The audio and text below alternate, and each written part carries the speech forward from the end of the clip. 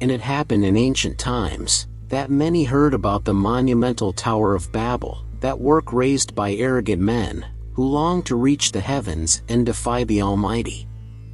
Today, on the vast earth that the Lord has formed, 504 languages are spoken, each resonating with its own melody and particular tone.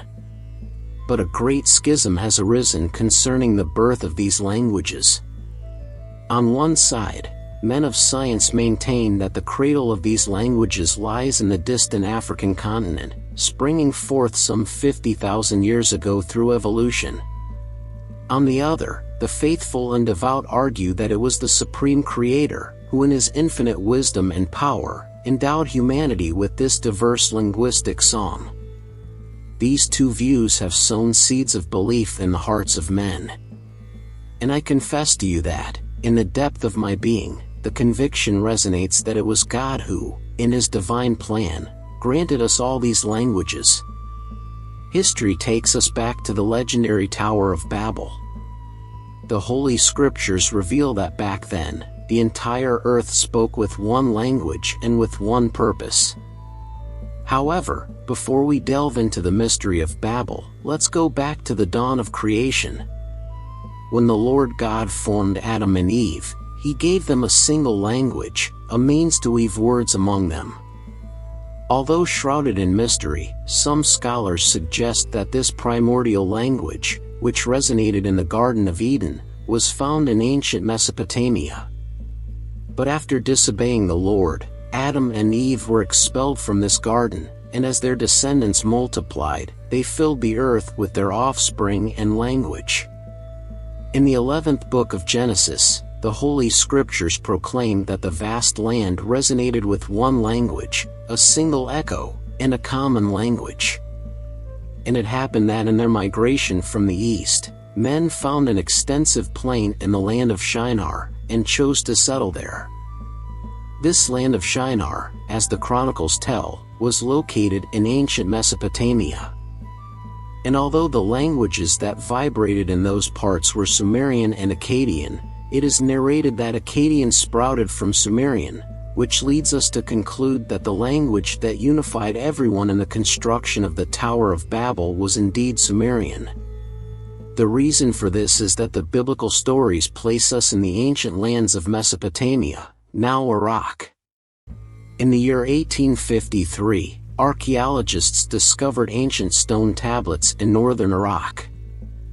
These, engraved with Sumerian writing, were testimonials of events that went back 5,000 years. In them, the story of a powerful man is narrated, the first leader of Uruk Mesopotamia, Gilgamesh.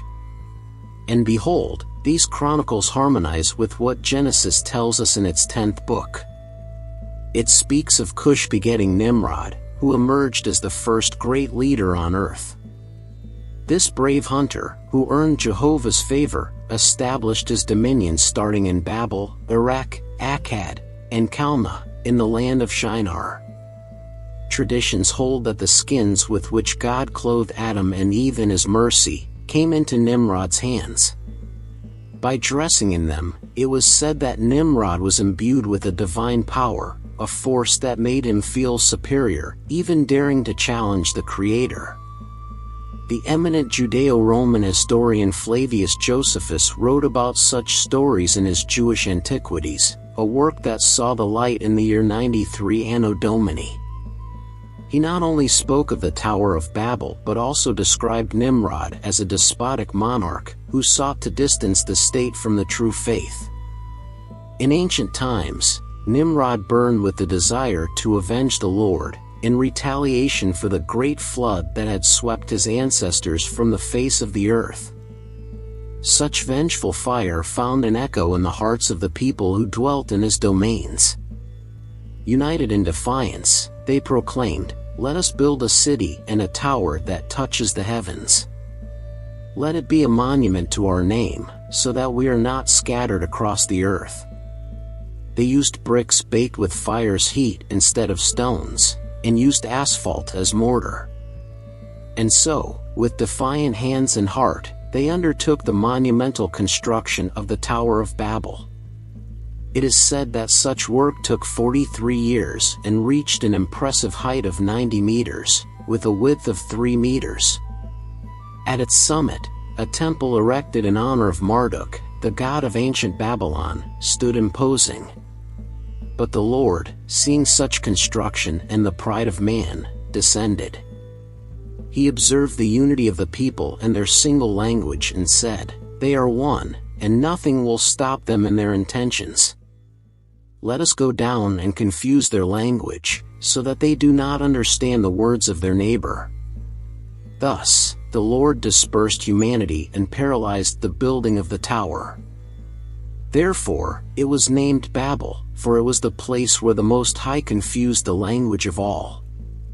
The book of Jasher narrates that after the confusion in Babel, Nimrod met his end at the hands of Esau, falling into disgrace at the age of 215 years. The land where the tower stood, ancient Babylon, and the civilizations that flourished there, became associated with idolatry, witchcraft, evil, and abominations. It is no wonder that the book of Revelation describes Babylon as the dwelling place of demons and a refuge of evil spirits. I invite you to reflect on this ancestral tale and share your thoughts on the Tower of Babel. May peace be with you, and I hope to meet you again in future stories.